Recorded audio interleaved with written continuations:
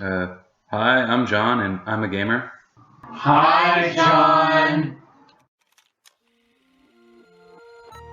Gaming has come a long way over the last several decades.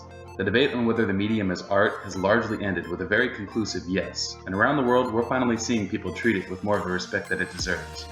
With that in mind, and because I'm just as much of a game talker as I am a game player, I went around to all my gamer buddies to enlist their help in discussing games as art. So, if you love gaming as much as I do, then join us. Trust me, you're among friends. Listen in as we discuss the themes, gameplay, and whatever else comes to mind. It's like a book club, but gaming. Today's topic: Pokémon Legends, Arceus.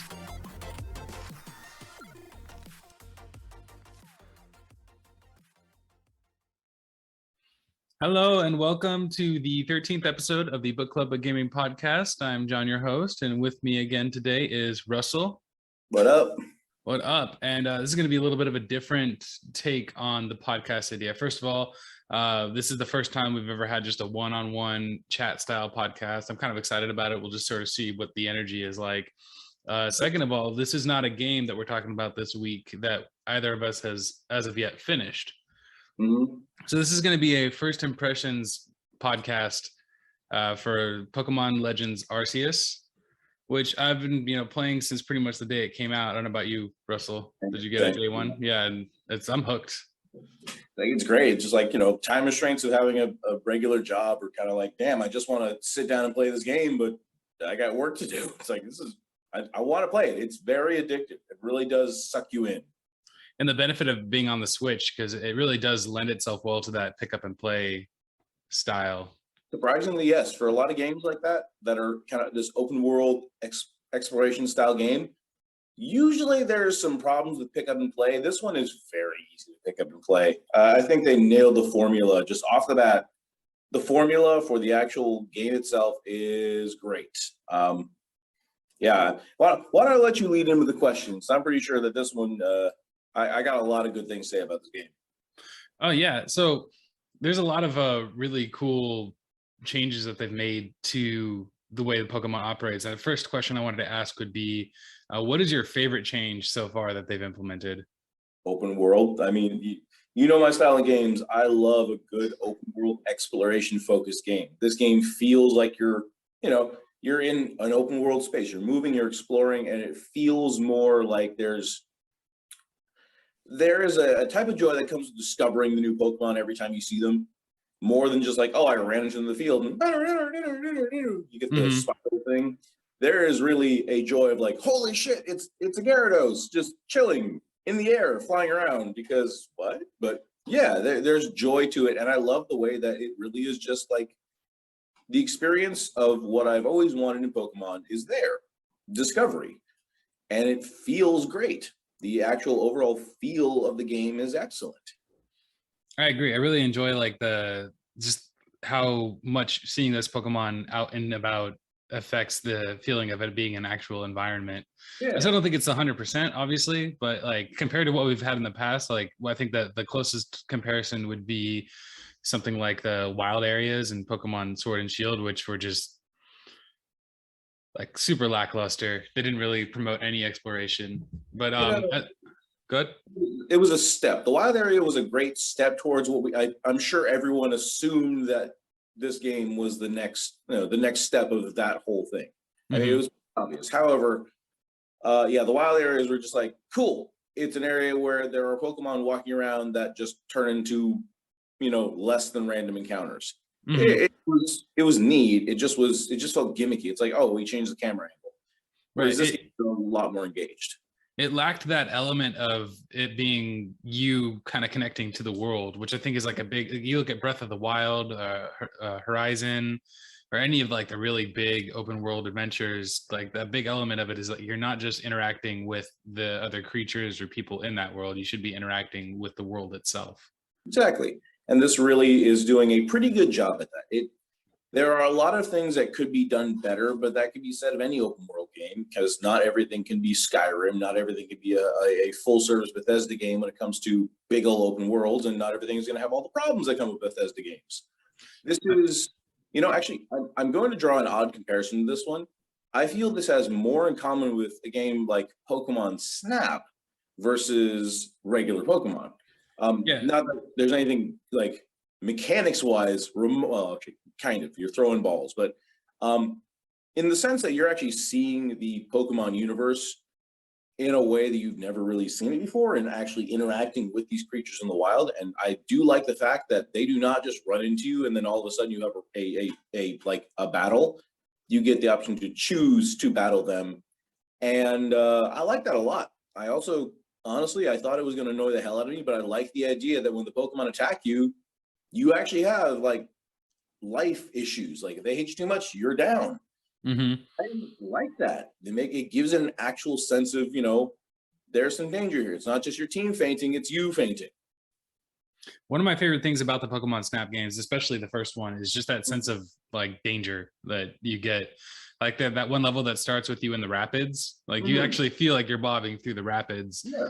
And I think that sense of danger up until now has been missing from the general Pokemon franchise, and until this one where suddenly you have to dodge attacks and keep an eye out for yourself. There have been times where I was just sort of like watching TV and playing in handheld mode, and I like left it idle for too long and end up losing stuff because something found me and took me out, and I lost a water stone that way really early on. That was devastating. Yeah, but no, just like in this sense, like with the Pokemon Snap thing, that the existence of any danger in the Pokemon world is pretty much effectively scrubbed clean for most games, not only because the tone of the games is usually very light, but also because they are at their core a turn-based combat game. I mean, even with random Pokemon running around in the grass in the most recent games, it still was pretty much just it's a turn-based battle game. This one, that Rapidash in the beginning, that first or one of the first alphas you run into, that big ass Rapidash. You saw it charging up, and then all of a sudden it's just whoosh, just running at you. It's like, oh god, get me out of here, save my ass. Yeah, there's something, it feels good. It feels like a game that's got more engagement to it. It was. I like the fact that this may not be the right way to put this, but there are a lot of ways this game could have been massively overdone. Like there are tons of ways this could have been overdone, overbuilt, like too much of a system. Like there could have been so much more that got put into this game that would have essentially just made it a lesser, more cluttered game. And they kept the system simple. I kind of disagree a little bit because I think there are a lot of things that they could have added in, and that I kind of hope that they add in going forward. I do want to see a little bit more complexity add into that battle system. The whole agile versus strong style moves and being able to set your next turn higher up in the upcoming turn order is a good step. But I've always imagined this sort of like real-time battle happening. Yeah. Where your Pokemon, like you issue which commands you want it to use in a certain order. Maybe you have a button that like dispels the current chain of commands so you can start a new one.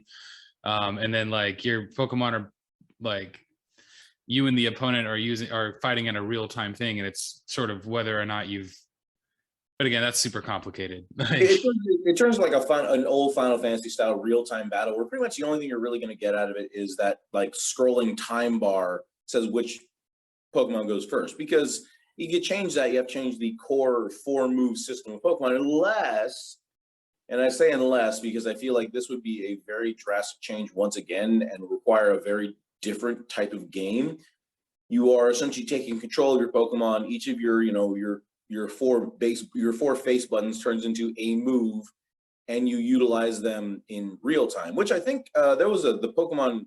What's that like League of Legends? Pokemon game. Pokemon. Oh, there's I was thinking of the Pokemon tournament, which is like the fighter 1v1 fighter. That's a fighter. I think. But then there's also like the Rumble. Yeah, it's whatever one is kind of like League of Legends. I haven't played that one because again, I'm not really one for MMOs, especially like I don't want to engage with other like games like this. But I feel like if that were to change, you couldn't have this like immediate integration with the open world. Like if you're throwing down an earthquake and your Pokemon's just like wrecking everything around it. It kind of takes away from the immersion when you jump out of the battle and everything's fine again. That's fair enough. Yeah. But that idea. Although that does still kind of happen, doesn't it? Like if you use a bulldoze. Well, it doesn't really affect the world around you. Just kind of you bulldoze. Well, you see like a spike of earth come up and then just like disappear. But I mean, that's pretty standard for RPGs in general, like especially even open world ones. I think of it in this case, if pretty much you got to, like, you drop your Pokemon, you throw them out there, and then instead of having it become a turn-based battle, it turns into like a circular arena where you're actively controlling your Pokemon in that battle, and then your 4 face buttons can coordinate to the 4 moves that you have to use. So like I picture it like halfway to that, where you're in like maybe you do end up with like a circular arena, and then you have face buttons that are issuing commands to your Pokemon, but you're still you're still in the third person human character, and you're issuing your commands to the Pokemon. And then it becomes like, how well did you train your Pokemon? Is it gonna listen to you when it's in a really stressful situation? So it kind of becomes half Pokemon, half Nintendogs. I also can kind of see this where the stats would apply a lot more differently. Like, speed actually is movement speed of the Pokemon. Instead of like, instead of about when it goes, it's how fast it moves around the arena, so it has a better chance of dodging attacks. And your your defense is more, your defense and attack would be the same. But I think that's one thing I have an issue with the battle system, in particular with this game. The speed stat has gotten to be a little weird. Because now that you can pretty much switch on the fly, and this is one thing I correct me if I'm wrong, because I don't remember this from Sword and Shield, because I did not pay a lot of attention to that game because I was not actually super engaged with that one. But in this game, the whole like moving turn order is neat, but when you swap in a Pokemon, it doesn't change the order. Like if I had a really fast Pokemon, I haven't done this yet because my team, due to how I build my teams, I have a lot of very fast Pokemon. But if I happen to like throw in my Kadabra and be like, hey, swap over to something heavier and slower, the turn order is still the same. Speed doesn't seem to really do as much in this particular game, because as long as you get the drop on a Pokemon, you go first. If it happens to get the drop on you, or it happens to be like an alpha and it's raging, it gets the drop on you. And even unless your Pokemon is incredibly fast, it doesn't really make much of a difference. And then as soon as you swap out a Pokemon, it's the same turn order. So it just kind of adjusts a little bit. And I think it's rendered a lot of these, we'll say the fights in the actual game, not against, I haven't done any player versus player yet, but I guess in the game, it renders a lot of these it renders that speed stat less important. I think that there's like, just like a heavy amount of math that goes into deciding who's going to go when. And like, I think that the reason they did that with the speed stat is so that it leaves room for like the different styles that you could use, or the different moves themselves to have that kind of influence. Like beyond just the style, certain moves like quick attack will automatically give you a bit of a boost sometimes. Like, and I really like being able to see the turn order actively change as I hover over the different options, because then you can see like, oh, okay, if I do that, then I'll be able to move again. But you're right. I think that because they wanted the agile and the strong style moves, and also just the different speeds of the moves themselves to feel more important, they definitely nerfed the difference in actual speed. Yeah, like I wonder if I went in there, because I don't think I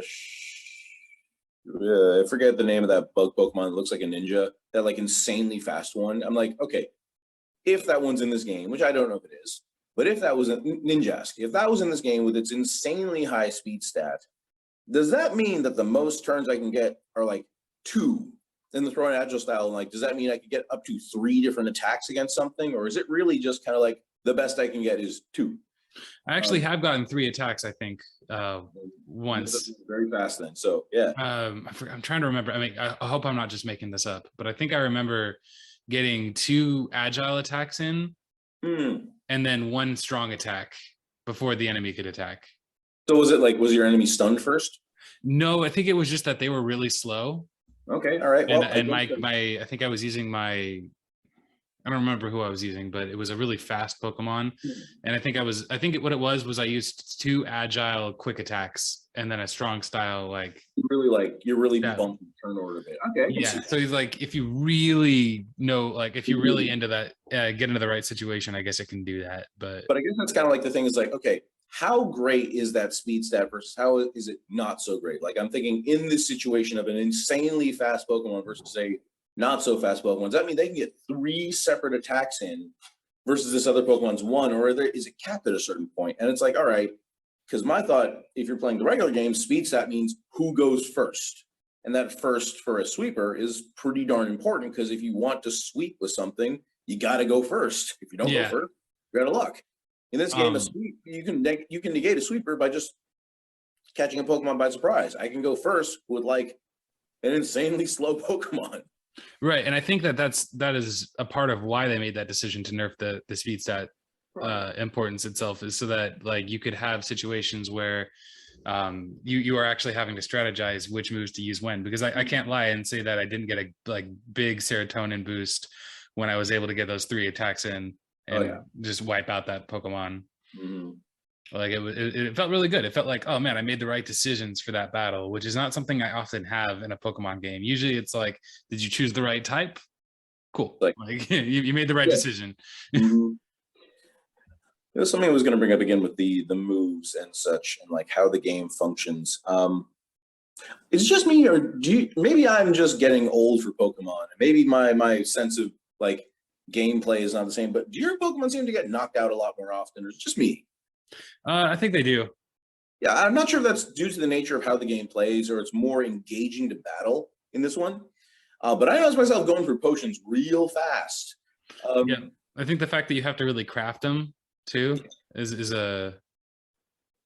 makes them, to me, it makes them feel like they're going by quicker. Yeah, and they really do, just like you're just chugging them down after a battle. It's like, yeah, I lost a good chunk of health. But I'm just wondering, it's like, is there such a drastic level difference, or are the areas set up so that a lot of more Pokemon are more accessible? Also, I'm noticing that I'm fighting alphas that are like 20 levels above me, and I'm just like, cool, wipe out, just they're gone. I don't recall that being something that played this easily in the original Pokemon. If you fought a Pokemon that was like 20 levels higher than you, you're probably gonna have a tough time, even if you are like perfectly matched with a ×4 attack. So I kind of like that, because I mean, obviously there's going to be some kind of luck in there, like maybe they used Growl and when they should have used Body Slam a second time. But at the same time, again, it rewards that little bit of strategic thinking sometimes. If you just have the right move at the right time, like you can take out something 20 levels higher than you, and it won't really be that hard even. I mean, also with the whole like strategy of attacking and surprising, like, I'm going to put down a smoke bomb, I'm going to throw down some sticky things, I'm going to use a bear, use all this stuff. Like, yeah, it rewards planning, but it also has a much quicker flow than most of the other battles. Like, you're not just like sitting there, XYZ got experience, stop the thing, then start again. You're just like, all right, I beat the Pokemon, I'm done. Like, let's keep moving. Let's, keep walking. I like that. I think the flow of the game it feels modern. It feels like, they've turned a traditional style JRPG into something that is not only modern, but really well optimized for, like, the system can handle it.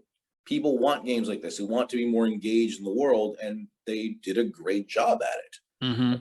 And super fun. And that's really been why the engagement of this game is so good, is you can just you can go out and just like battle and, make potions, make revives, keep your team alive, fight the big alphas, and not really, have any problems. And this is going to bring me to another point. And I don't know, because you tend to be the hardcore gamer, while I'm a very softcore gamer. Is it just me, or is the difficulty curve on this game on the very low side? Oh man, I'm a little bit touched that you would consider me a hardcore gamer, to be honest. I play a lot of games for sure. So as far as the difficulty goes, I mean, so far it's been pretty easy for me. It has been. I mean, I'm expecting a big old uptick at some point, and I'm sure there's going to be DLC for this game. Like, if there isn't DLC, I'm going to be real surprised. The only parts I've had to retry it all were so far a couple of the not the alphas, the Guardian. Yeah. Like the Guardian battles where you throw in the smell pouches or whatever. I have not been knocked out yet. I can maybe count on maybe one hand the amount of times I've even hit in this game. It's just like, oh, cool, there's a move coming, dodge the move. All right, we're good. Well, again, I did lose a few times by just not paying attention and being caught up on something like, oh, forgot to hit sleep. Yeah, that's the thing. I wish there was a way to change the button configuration, because I really just want the plus button to be the map and the minus button to be the summon. It's like, for God's sakes, I'm like, finish a battle. I got a thing to do. We got to pause the game. Oh, hey, there's the mount. Oh, hey, I just hit with the move. Every time. That would be good. I think you can do it in the Switch's like options, like the base options for the Switch itself, but it then changes it for like everything you're trying to do. I think it's also because I'm using the Pro controller. I'm not really.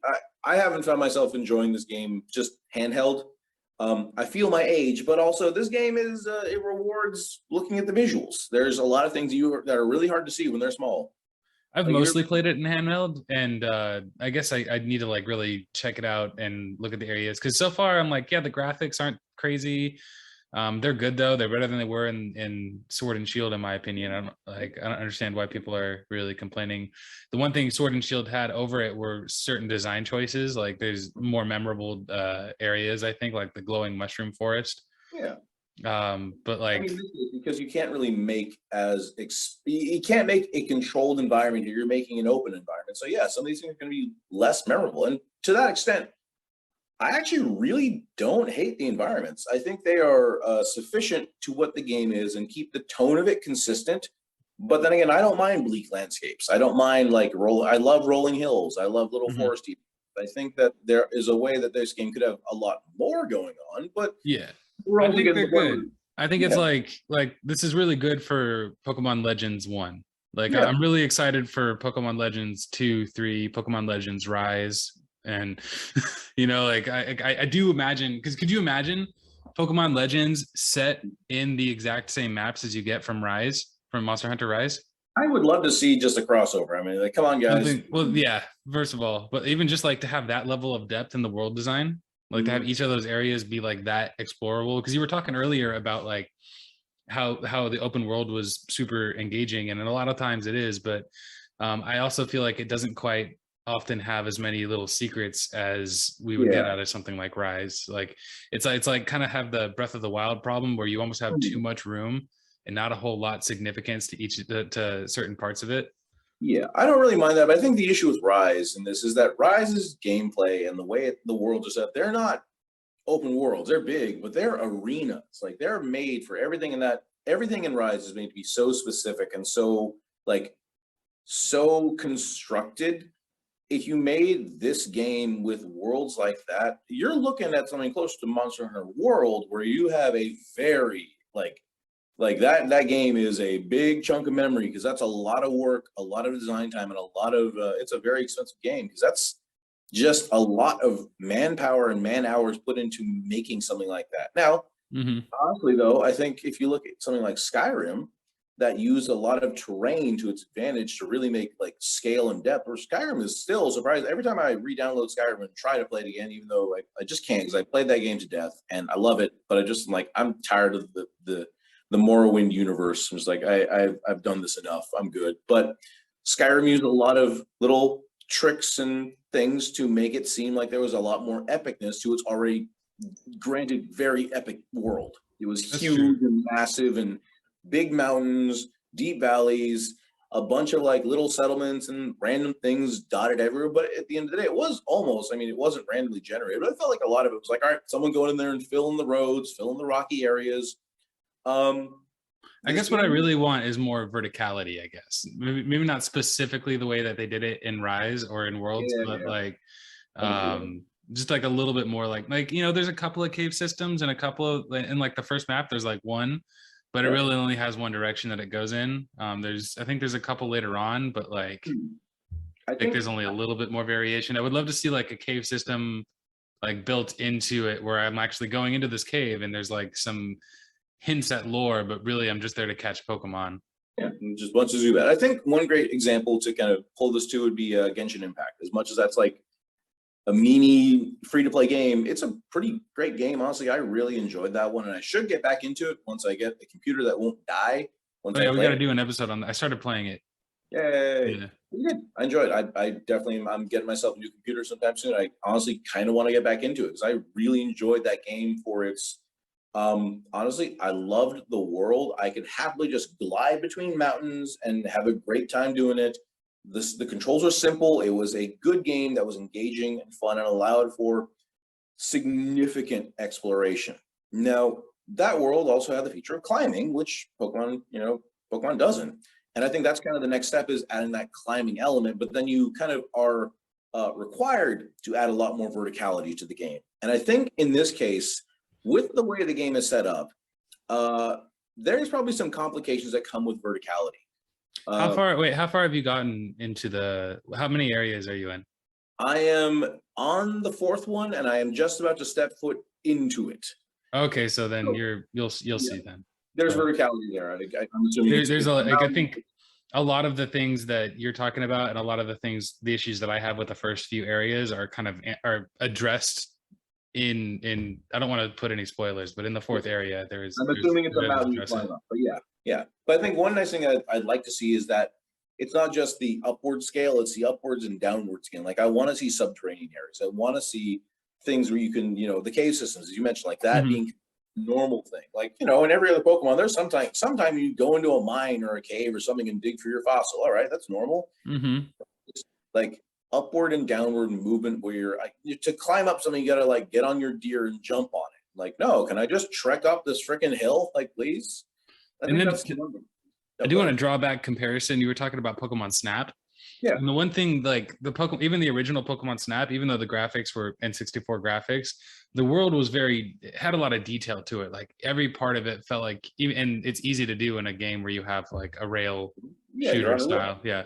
But if they could have added the same kind of significance to every part of each map, like a place where not only you're likely to find Pikachu, but if there is a Pikachu, you could get him to do something kind of cool if you made the right moves or whatever.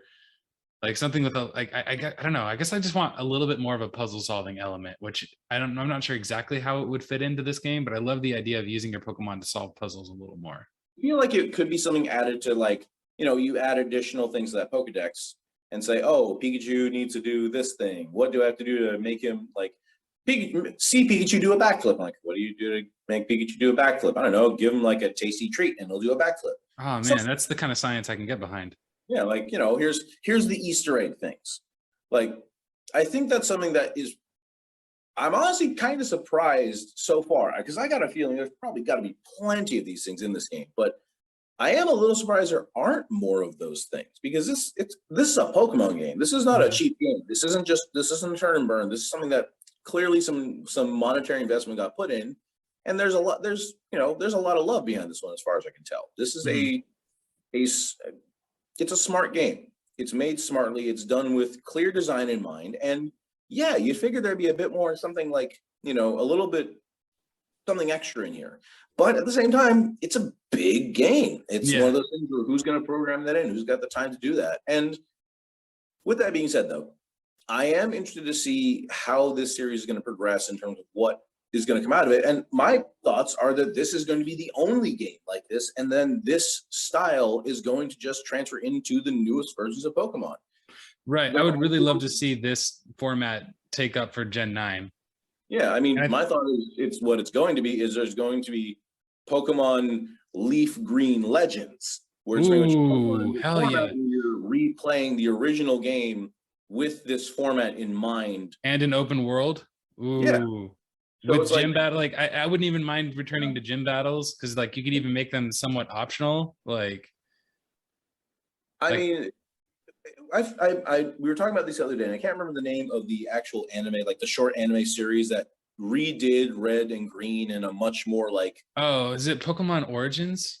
Yeah, there we go. Pokemon Origins, like something a bit more like that, where it widens the experience of the original Pokemon. Because there's clearly, like, even with, Leaf Green, Fire Red, and then whatever the most recent, Let's Go Pikachu, which are all like, yeah, we've played this game a million times. This is almost like it's literally beating a dead horse. The game's been remade so many times, but if it was remade like this to kind of encompass, say, like it encompasses Kanto and whatever I'm just trying to think, how would you remake this game? Like, well, because I think one important point to make about those games is, like, I feel like there's always been like the stated goal of your Pokemon journey, and then like at some point in all of these games, the goal becomes not to catch and research all the Pokemon, which is what it remains to be sort of in Arceus. Like there's the plot, obviously, but like you're never fully distracted from the fact that you should be catching Pokemon constantly and researching them. Like you actually have to catch a certain number of them, see them do a move a couple of times. in those games it becomes less. Eventually around the third badge it's like, oh, you should do the Pokemon League, and suddenly that becomes the thing. And then of course there's like Team Rocket or whatever, but sort of ancillary. It's But like Return to Kanto. It's just like you come in as the already current leader, like you're the current champion. Well, I guess that technically goes into the story of Silver Gold, but we'll just say like you're coming into Kanto post the era of the current champion, and you're entering as like Oak's research assistant to like, or like your Bill's research assistant. There we go, your Bill's assistant. And you start, and then you start in Pallet Town again, and you have to work your way out from there again. And then the gyms are there, and the Pokemon League is there. It's something you can do, and it could be a big part of something you can do. Just like joining the Thieves Guild is a big part of something you could do for Skyrim. But even if you don't choose to pursue that, there's 100 other things you could do. There's like quests. There's integrated. There's you could set up a shop. Buy a house. They're really doing like full ass Bethesda style open world Pokemon. Yeah. Which, if we did that, come on, we're waiting for the MMO version. Gotta have the full MMO version. I wouldn't mind that if they did it right. If they didn't do it as like a money grab kind of thing where you're paying to win. I would really enjoy that, like the opportunity to be like hanging out. Like how I could even see it like being a couple of console generations down the line where everything actually is VR and it's affordable. It'd be awesome to like actually populate a Pokemon world with you and your friends and go on a journey together. And like, even if it's similar to this format. I think dealing with the scale is the issue, but I think I like the idea. If this were to happen, if this is the format we're going with, they decide to take this current format of Pokemon and decide to again backtrack to other games, as the Pokemon series does, because this is practically Star Wars at this point. You have to like rehash it multiple times over and over and over. But if we would do that and return to, say, the other areas that are in need, I think it would be neat to enter those, like the equivalent of Pokemon Legends, entering into those universes at key times during the Pokemon story and play in this format. So we will say for Kanto, and I think this may not go over well, but I feel like entering during the first Pokemon War or the Mewtwo disaster. I was thinking Mewtwo disaster too. Like some actual conflict is happening that's beyond, and like in the middle of it, you're a researcher and you're basically, your main goal is to research, but there is a bunch of other stuff going on that you could interact with. It's kind of like it's an alternate story to watching the main character from the actual games progress through their thing. Or there's other key points, and like so you have what would be great for Arceus 2 or for Legends 2, the story of Ho and Lugia from Silver and Gold, or that whole or sorry, that would be cool. My Big Dogs, one of those. But like those stories, like those are things. It's like, this is a point in time that is prior to OG Pokemon, but also not irrelevant, and like shows like the history parts of Pokemon universe. Now, I think one thing that in the process of saying this, I'm realizing this game itself does not lend itself that effectively to more sequels, I think. Now, I don't know how this game is going to end, and I'm sure there's going to be sequels, because my goodness, this is already selling really well, and I think Nintendo would be a fool not to do this. But are you thinking, when you say lend itself to more sequels, do you mean like direct sequels, like with a follow-up to this exact journey, like this character that you played as is now going to go to Johto? Or do you mean like just other installments in the Pokemon Legends? Well, I think the one thing about this Legends version is that the timeline. It's like, what happens between here and anything else? Because my theory is that this is a separate universe. Yeah, this definitely like you come from one Pokemon universe and you're just in like the Pokemon multiverse now, because there are Pokemon. And one really cool thing I wanted to bring up that gives me hope that this is the new direction that like Gen 9 or Pokemon in general is going to move into. I'm pretty sure it's going to. Huh? I'm pretty sure that's going to be the case. Yeah, me too. And one big supporting evidence that I have for that is I think this is the first time that a spin-off game has gotten new Pokemon. I mean, you count Black and White too. If you count Black and White, no, I count them as mainline because it's just Gen 6 or Gen 5. Also, keep in mind that all the new Pokemon in this game are region specific. There's nothing like new about them. They're just like, this is the regional variant of No, Pokemon. there's a Cleavor.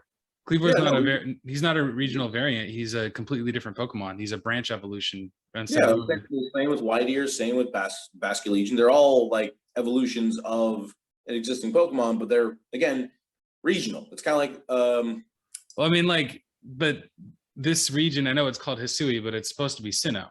Like it's Sinnoh way in the past, or at least that's kind of the implication. Unless again, we're in an alternate universe. But I would assume with all the Japanese. But there's regional variants like the Alolan Vulpix, which is a Vulpix but ice type. But these aren't just regional variants. These are like you have you can evolve your Scyther into Scizor still if you want, or you can evolve it into Cleavor, and it's just a different stone. But so it'd be the same as if there was like a fighting type Eevee evolution suddenly, and they introduced it in this game. True. I think out of all the spinoffs, I mean, this is kind of it because most of the spinoffs haven't really gotten that in depth into these things. Also, I'm pretty sure there were some other games that had some other like evolutions of legendaries, but this is like these are clear like these are mainstay Pokemon in this game. Those are like there's the Shadow Lugia in Gale of Darkness. Like that's not what I'm talking about. Yeah. But it's like it definitely has the most, if any of those. And I'm trying to think of any other examples. It's like, no, there's not really any that are really of any real importance outside of like, no, that's about it. Like, I'm sure there have been a couple that had something special, but this is clearly like, yeah, there are these Pokemon here from this area. Also, I'm like, part of me is like, well, most of these Pokemon won't exist in the main game, though. They all have some. So that's what I'm saying. Why I think it's an alternate universe. Yeah, because this is supposed to be the past. So unless they get like wiped into extinction, and people just forget how to evolve Scyther into Cleavor, like if you just put this one specific metal, which is apparently everywhere. Find the stone, and just like that stone exists only this time period. Same with like the White evolution. I don't think Stantler gets that move except in this game, and then for I don't even know the Basculegion. I haven't even seen a Basculin around in the game yet, so I'm sure it's there if there's Basculegion, but. Yeah, also with the starter variants, I'm like, okay. Oh yeah, I forgot about that. Like, I was not expecting that when I got my Typhlosion. Who'd you go with? Yeah, I cheated. I went and like I'm gonna do Rowlet because I love the whole like the Archer Bird thing, and I'm like, I should check this just to check their stats. And I go on Bulbapedia and I'm like, oh, it turns into something entirely different. I don't want a grass fighting type. I'm gonna go with something else. Oh my god, Ghost Fire type? Hell yeah. Wait, so you went Typhlosion too? Yeah, okay, but for you it wasn't a surprise. Like to me, I was like, I'm not sure why, because I was the entire time we were leading up to the release, I saw the trailer and I was like, of those three, I'm definitely choosing Rowlet. Yes, and just before I chose Rowlet, I was like, I don't know, I kind of want to go for the Typhlosion. I'm not sure why, but I did, and I'm so happy with it. Because fire types are usually rare. Like I think that was a big part of it, and also fire types in the Sinnoh region. Yeah, funny enough, it's also like the fire types in this one aren't actually that hard to come by because you come across Ponyta super early, and Ponyta is not the best fire type, but you actually get fire types relatively early on, and also you can evolve your Eevee. You can get a Flareon. I did that pretty quickly. Yep. I have not evolved any of my Eevees yet, probably because I don't usually use the evolutions for the most part. I think I have. My team right now is looking so similar to all my other teams forever. I'm like, oh, I have a base team, don't I? Oh, so do you have like the same team? I've been trying to go with the game suggestion and kind of switch up my Pokemon on occasion. Once in a while I do it, but usually I feel like I've defaulted. My Flareon's not in there anymore, but I do have my Leafeon in there. I think my thing is I'm so used to having my Pokemon set up to where I can pretty much handle anything. Because my joy has always been, because I don't do a lot of PvP in Pokemon. Like I'll do it and I'll usually have a pretty solid team, but it's like, okay, here's my team. My team can tackle just about anything that happens in game. If I want a competitive team, I'll usually create a competitive team, but I don't do it very often. And then that's only like a three Pokemon team. So I have my standbys because my team almost always has a Gyarados because Gyarados absolutely fucking kicks ass. Except for anything that uses electric, which I'm like, all right, well, yeah. But yeah, Gyarados is really good. And now so many Pokemon having really powerful ground moves. Guess what? Flying. Also, like, cool, Steel type. I know, what was it? There's some other types that are more prevalent now that are, yeah, like, and Gyarados' move pool is absolute ass and always has been. But speaking of move pools, hmm. one really interesting change is the ability to like swap out your Oh, that's so Pokemon's good. moves. So good. Why hasn't this been a thing forever? It's kind of mind blowing. It's like, okay, yeah, you're still limited to 4 in battle, but you can be like, you know what, those 4 aren't working out for me. I'm gonna. Exactly. And to be fair, I can't think a lot of Pokemon where you really want to constantly swap out certain moves or certain, like, you could. Okay, here's a thought I have on this one in particular. I feel like a lot of the new changes are kind of wasted on the way this game works, because this game allows for a much more tight strategy-driven game, for a game that you pretty much can just go through and play, you know, however the hell you want. Like, just, you know, Yeah. go. Like I said, even though it does encourage the strategic thinking, but at the same time, if you wanted to play it just like any other Pokemon game, there's not too much of a penalty for that. I mean, I'm sitting here on my Kadabra, which I really need to turn to an Alakazam at some point, so we should do a trade. But oh yeah, I have some Haunters I need to. I don't think I've ever used anything except Psychic. Like, cool. How much base special attack do I have? Awesome. Oh, you have resistance to Psychic? Whatever. All right, it's dead. One that I keep swapping the moves around depending on what I want to try and do has been Typhlosion. And one really cool thing about being able to bank moves, even if, like, say you get a move from a level up and you're like, oh, that'll be a really cool move in this situation, but that is not the situation I'm in right now, and you can kind of hold off on it. One situation was, what's the move Typhlosion gets it's a special attack, and it's ghost type, and its power is doubled, I think, if your opponent is got a status condition. Yeah, I have that one. It's like, no, it's not Mystic Fire. It's I forget what it is, but I know which one you're talking about. I have like that one too. It's pretty cool, but then it's like, okay, that'd be like, I also have another special attack, another ghost type special attack that technically does more base damage than that. And so unless I can reliably put status effects on a Pokemon, I'm not going to use this one, but I'm going to bank it until I can get something like Will-O-Wisp, which is sort of the whole point of it, is to try to put a burn on your Pokemon or any other kind of status inflicting move. Yeah, it's like your best shot is Flamethrower. Yeah, for now, but if I get Will-O-Wisp, yeah, I can put that in there, because I think I still have Quick Attack on him, which is, I think I only did that because it helps with turn orders sometimes if I want to get like an extra lick in, but in reality, he's not a special attacker. So, yep. So my Typhlosion is pretty much just rocking the kind of moves that I would have for a regular game. I'm rocking 2 super powerful ghost attacks, 2 super powerful fire attacks. And I'm thinking, all right, maybe this game plays differently. Maybe I should change this up a little bit. But at the end of the day, it's like, cool, Typhlosion. All right, Flamethrower isn't going to kill this thing. Let's do Overheat and wipe it out, swap them out. So that's probably the thing is, you don't really, okay. Here's one thing that is an issue, is that since there is no swapping of Pokemon for Pokemon battles, status effects aren't really that useful unless you're trying to catch a Pokemon. That's really you can swap your Pokemon. Well, you can, but how often do you swap your Pokemon? Like, you're fighting one Pokemon. You're not fighting a succession of different Pokemon, usually. I mean, for all the battles I've had with most trainers, most of the time it's maybe 2 Pokemon. Maybe. So sometimes there's other situations though where you're like in a battle with a trainer and then a wild Pokemon will come out of nowhere and be like, I want to fuck with you too. The rifts, I learned that the hard way. I was in a rift, and then I all of a sudden ended up in a 4-way battle where I just got my ass beat by multiple higher level Pokemon. I'm like, how do I get out of here? Oh God. I think I see your point though about like it was great strides into making a slightly deeper combat system, but it's not deep enough to really warrant, because I know you as somebody, when you're playing the right kind of game, who really enjoys the mid-maxing, yeah, you like Monster Hunter, yeah, you're looking for like even the slightest up in the numbers or decrease in loading time or something like that, you know, like you've spent hours crafting the right charms and stuff like that just to get like and in this case, +5.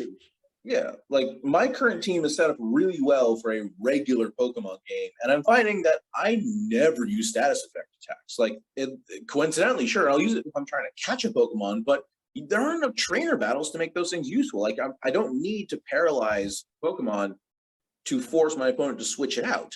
or even like, give it a lower chance of hitting or any of those things, it doesn't help. It's just like, all right, cool, they're paralyzed now. I'm just gonna see if I can, score another hit, maybe. At the end, and if I was doing this in a battle, like an old school or a previous generation Pokemon battle, if I'm paralyzing a Pokemon, that's with the intent of either them getting switched out or giving me an extra shot. In this case, if I'm fighting an alpha and I paralyze them, more than likely I've just kind of wasted an actual damaging attack. Now, I don't know if I'm just crazy, but I feel like with the rate that Pokemon die and the way that you encounter Pokemon in this game, that you actually like want to battle for experience. I don't want my Scyther to use Sword Dance. I want him to hit as much as possible and switch out before doing that, because I don't have time to let him power up. He's probably not going to survive an attack. Even it's very seldom that I go for a buff kind of move at all. I do think if I'm fighting an alpha, getting it paralyzed is helpful, just because oftentimes I am fighting an alpha that's so many levels higher than me that it's like if I messed up once, it'd be nice if they couldn't attack or failed to attack. Something I don't like is the fact that sleep is replaced by drowsy, and it basically functions the same. Yeah, it's like it's just like cool. Now it's like paralysis. It just doesn't have the slowdown effect as far as I know. And it's like cool, sleep would be nice because that would like either allow you for like a free getaway or it would be nice if sleep. Like here's the thing I was kind of hoping for. I feel like this is something that should have been put in this game that I feel like was a clearly missed opportunity. Why can't you do status effects outside of battle? Like seriously, why can't I poison, paralyze, freeze, or burn, or sleep a Pokemon with an item, or one of my Pokemon doing a it's kind of like this. It's like the HM system. And I think this would be probably one of the most logical things I can think of for adding depth to a game that is more focused on catching. Some Pokemon moves should be available outside of battle, like HMs. So if my Torterra has Sleep Powder, I want to be able to throw out Torterra with the command use Sleep Powder on this wild Pokemon and have it be kind of like something where it doesn't immediately go into battle. It's like, okay, poosh, you have to like, so say maybe you have to like, I feel like it's hard to implement because it's like, oh, you surprise the Pokemon. It's like, well, at that point, why not just use Sleep Powder? But I think that could change up how it plays. If you end up, I think I know what you mean. Like, and there's like tons of different applications for it too. Like instead, like you could say if you have a flying type Pokemon, if you want to send out your Starly and say chase out maybe you can be like look for this Pokemon and chase him out of the brushes or something like that. Or if you had currently like any Pokemon can either knock berries out of any tree or break any rock. It just sort of takes time or whatever. What if like in order to get things out of a tree you needed a flying type? In order to break a rock you needed a heavy hitter? Yeah, I think it makes a lot more sense. Like I think with the way the game's set up, it's like, all right, well, of course not. But I think yes, I think it's not like it needs like NHM, because I think that would be more limiting in how this game works. Because I do like the fact that there isn't really, you don't need HMs anymore. Yeah. But I would like the idea that to break those rocks, you need X type of move. You need a rock move, a fighting move, or a ground move. Whereas to get stuff out of the tree, you need like a grass move or a flying move, or a Pokemon that has those. And then, or like you essentially have a Pokemon that preloads a move. So say instead of using, say you're on your select your Pokemon screen, and instead of doing, now I'm trying to think because I'm trying to think of like what I press to do things in this game. But let's just say that if we change up the controls a bit, instead of pressing R2 to chuck the Pokeball with the Pokemon, I press R1 to ready a ability. And let's just say we have, again, with the Torterra, instead of doing the the chuck the Pokeball, you deploy Torterra in front of you and he just like shoots a push of stun spores in front of him. And you have this big like cloud and then it disappears and it doesn't act as a, attention, Pokemon don't call attention, or it doesn't call attention to wild Pokemon unless they see you do it. So if Mhm. you do it from the grass, same thing, you're chucking out something that can do a status effect. So like, I'm pretty sure even in game, the animation for Thunder Wave is used by other Pokemon to inflict the status effect on you. Yeah. Like, why Mhm. can't I do that to the Pokemon? Why can't I chuck out a Thunder Wave and make like this little cage of electricity outside to other Oh, it's Pokemon? something to affect more than just the target Pokemon too. Like, because sometimes you're like getting swarmed, and you're like, I could really use a break from this. Like, Why is Earthquake still, or I don't know about Earthquake, I don't have any Pokemon with Earthquake, but say like Bulldoze. Why does Bulldoze only yeah, affect Pokemon? Like, can it be like area of effect? Like, that'd be it cool. should be. Yeah.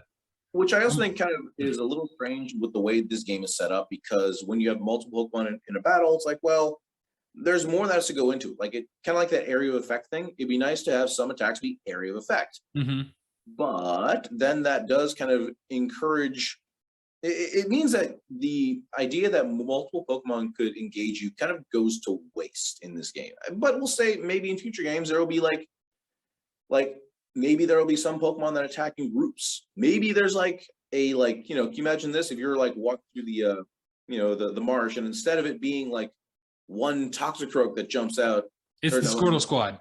yeah, it's like literally it's like 5 Squirtles come at you at the same time, and they may be lower level, but they'll still beat the hell out of your Pokemon because there's 5 of them.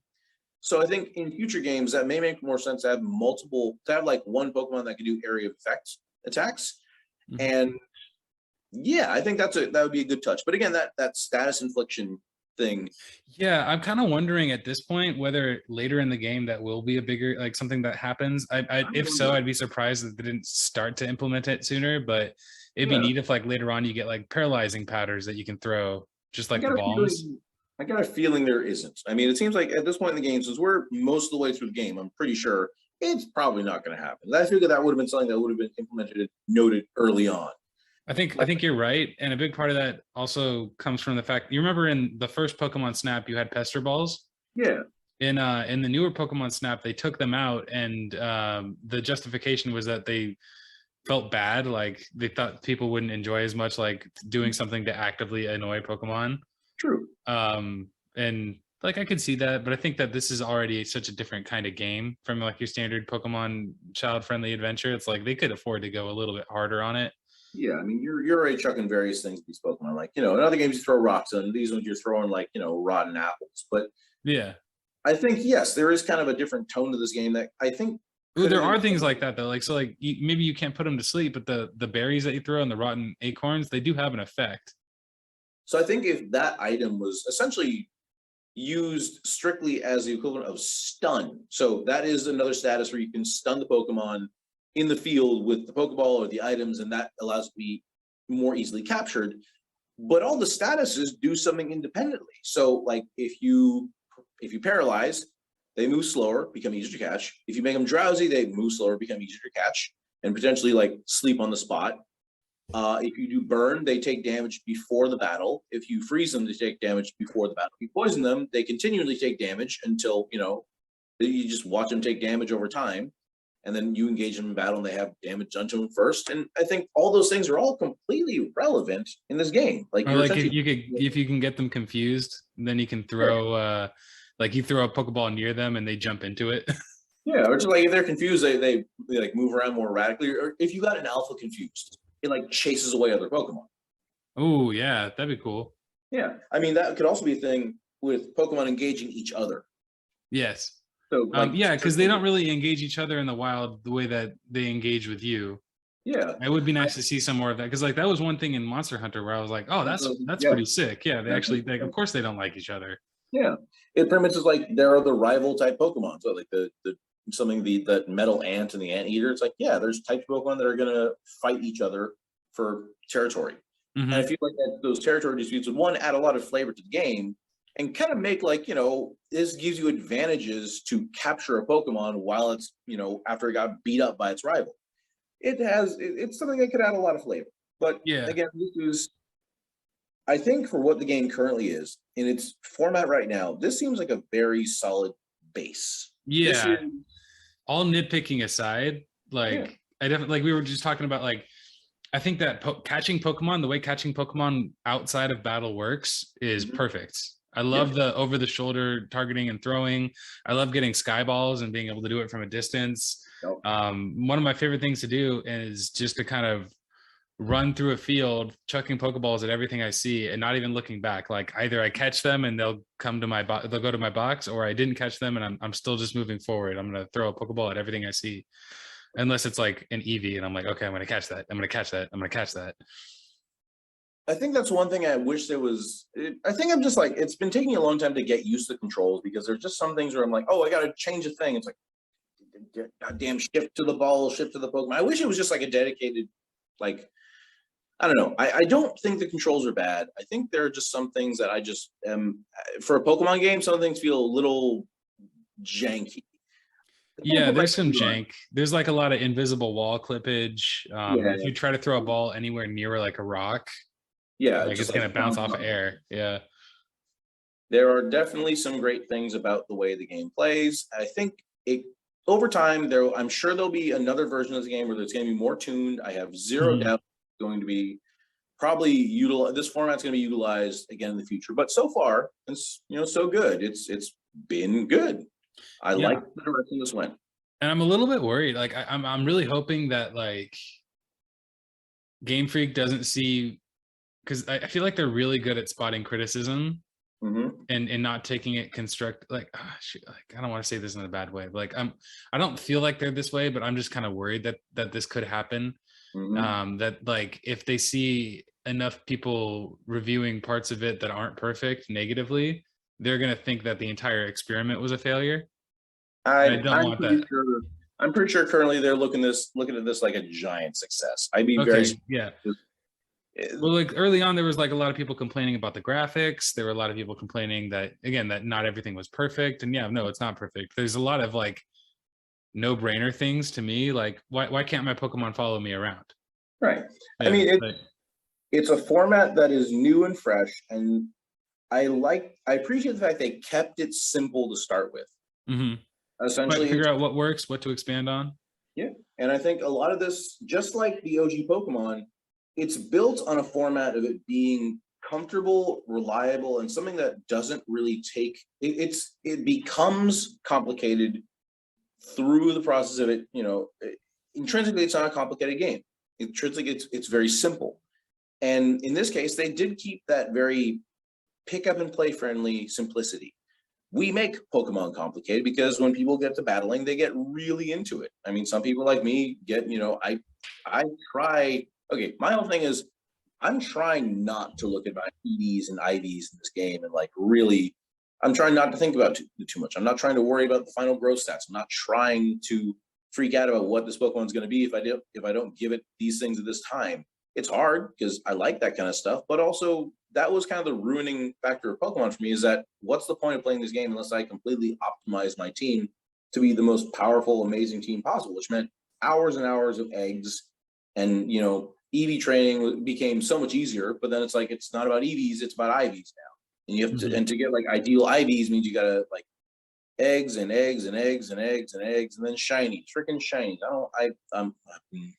I've caught some shinies already. It's nice to know I got shinies, but it's like team of perfect shinies. Just like, that's so much work. And I feel like this game, there's no point. But no, it feels like a pretty short adventure too. Like I mean, I feel like I'm rounding the corner towards the end of it. Like, to be honest, like, this was supposed to, and I still consider this to be a first impressions, because obviously the main story is nowhere near the whole point of this game. Like I haven't caught nearly half of the Pokemon that there are, which is like the big part of it to me. But like even though it was kind of short, though, I'd say I've really enjoyed it in a way that I don't normally enjoy the plots to these kind of games, or less so the plot, because the plot is pretty simple, but the character writing is really good. There's something there for sure. Like I think it's about as complicated as any other Pokemon game and about as deep as any Pokemon game in the story writing. It's pretty simple, but I'm not sure what else I'd expect, to be honest. I mean, if I wanted a deep and heavy and lore intensive story from Pokemon, I think I'd read fan fiction. But I really like the professor. I like the fact that you're kind of interacting with him consistently. That's not something I think that you see a lot. Actually, no. In Gen 7 onward, you're interacting with your professors a little bit more. But I think at the end of the day, the one thing that I'm kind of trying to work through is the choice of timeline, because I really was just so much hoping for like a stone punk Pokemon. Like we're talking like ancient Stone Age. You're wearing like, you're just trying to figure out what the hell these creatures are, and it really was a much deeper sense of I don't know what's going on here. In this game, it's like, yeah, oh, we just kind of avoid Pokemon. I'm like, what else do you do here? Those are the only critters that exist in this universe. Why do you avoid them? You kind of need them to do everything. It works because it does allow you to have a town. It allows you to have like, amenities as needed, and it makes sense. But I really am hoping for at some point, maybe this will happen in the next one, very much a Breath of the Wild-esque. We're just going to drop you into the universe and see if you survive. Try to figure out how to catch these things and, do it. Yeah, that would be pretty but I still wanted to I want to see this format in a modern age era Pokemon game. Like again, if you just redid Kanto as Red and like I liked your idea, but like even if they didn't want to go that far with it, like even if you just redid Kanto but made it open world and made the gym battles less of the point, like I feel like the main point of the game should have been to catch Mew or Mewtwo the whole time. Like I don't know if you checked out. Do you watch the anime at all? Still, it's been a long time. So there's this the Netflix one, the Pokemon Master Journeys, and it's got two characters. It's got Ash again, but he's also teamed up with this kid named Go. And Go's goal is actually to catch one of every kind of Pokemon, ending with Mew. So like it's pretty fun to see, like, because that used to see. I thought that was supposed to be Ash's thing, but it turned out not to be. Yeah, it's cool to see that like. The two of them are approaching different locations. Like he's like, I wonder what kind of Pokemon I can catch here, and Ash is like, I wonder who I could battle here to get stronger. So it's that I want to see more of that in the games. Like what kind of trainer do you want to be?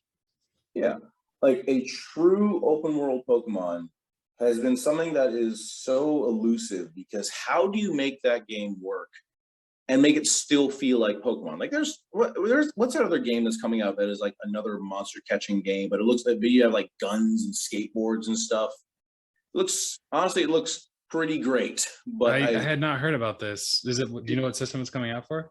I think it's an Xbox game. It's certainly not a handheld game, because it's quite graphically intensive, but it looks like Pokemon. It plays like Pokemon, except there's guns, and it's kind of like Pokemon / Fortnite. And I'm like, you know what? That could be great, or it could be dumb. Could be sick, yeah.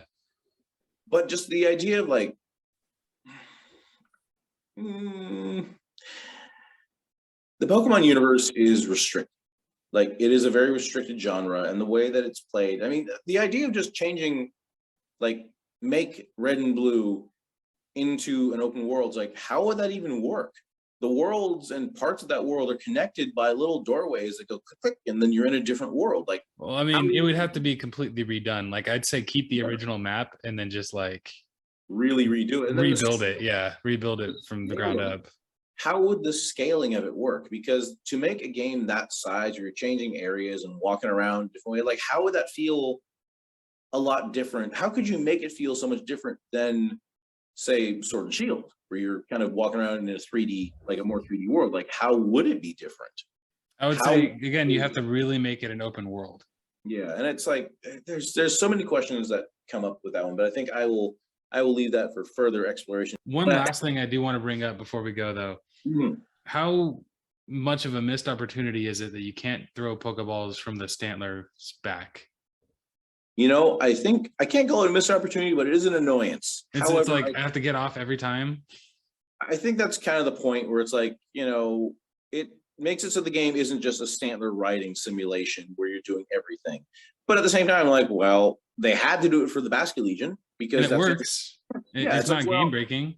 At that point, it's like, well, I get why you can't do it on Stantler, but it's like, well, it's, I don't know. I feel like it was more of a thing to make the game like you had to walk around and see things, because there's really what should have been done is that if you're on Stantler, you like alert everything in the area that you're like running through. Like everything knows you're there.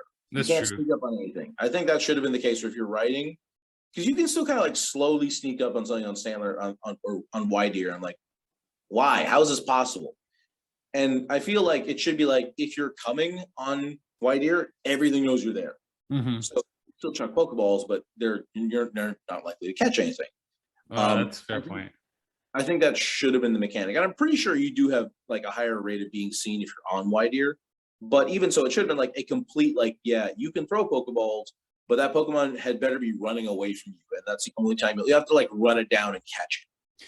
Yeah, I think I really enjoy that headcanon. Like that, like the Pokemon are like, oh, he's coming, and they're all running away, but you're still just chasing them and laughing maniacally, catching them anyway, even though they're trying to get away. Like they just can't. What could have been done with that is there are only some Pokemon that can be caught by chasing them down with Deer. Like some that run really fast. Ooh, that's a good one. Like there should be some reason to utilize all the legendary, whatever, the other beasts for doing things. So like with the Ursaluna, which I honestly love the name, looks weird, but I'm like, cool. Like, why can't you dig up certain Pokemon that you wouldn't be able to normally get? Like maybe you dig up like a Dunsparce or something. Or you dig up yes. Or like you find Diglets. Like that's how you find Diglets. You have to like scratch them out. And dude, where are the Diglets in this game? I know. I figured they'd be hard to like animate because you have to like model all the dirt moving around them. Mm-hmm.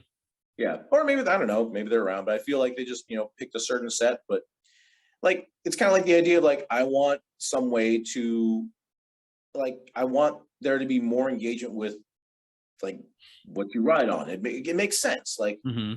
Basket Legion does exactly what you do, and the other two Pokemon. Like, do you ever use the bear? No, not since I had to for that one mission. Like, all right, I'm just gonna like, sure. Well, he's here. All right, maybe I'll go look for treasure, and I'll just go that way. And cool, I found 5 mud balls. Awesome, great, sweet, super job, Ursa. Awesome, great, thanks. What is it, Ursaluna? Ursaluna, yeah. So you dug up mud. Thanks, man. So that's kind of good.